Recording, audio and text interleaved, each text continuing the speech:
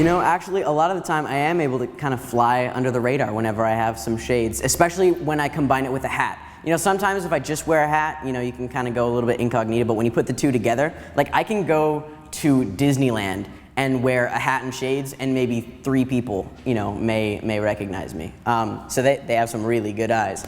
But so, you know, that's not to say that we ever try to avoid getting seen, you know, but then every once in a while there's that time where it's like, I don't have time to be camera ready, but I have to leave the house right now. So, you know, I kind of have to, you know, I'm in a little bit of a rush, so throw on a hat and shades and just go, and then hope that you kind of, you know, don't get noticed and have pictures taken. And then that ends up on Facebook and MySpace and Twitter, and then you look like not very good. So, you know, that's it's a very useful tool when you need it. There's some people who will, you know, they'll pass by you, and then as you're walking by them, you'll kind of see them doing like their eyes kind of get a little bit bigger, you know, as you pass by, and then you can see them like, you know, and then they like tap their friend's shoulders and say, hey, is that guy?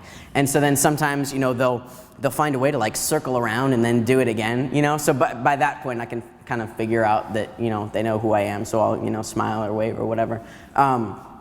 So that's a very common one. Some of them, you know, they just stop and just like, you know, and then they don't really say anything, and I do kind of the same thing, you know, just wave at them and kind of break the ice a little bit. And then if they're really close to me, I'll, you know, talk to them, say hi, you know, ask them their name, you know, all that stuff.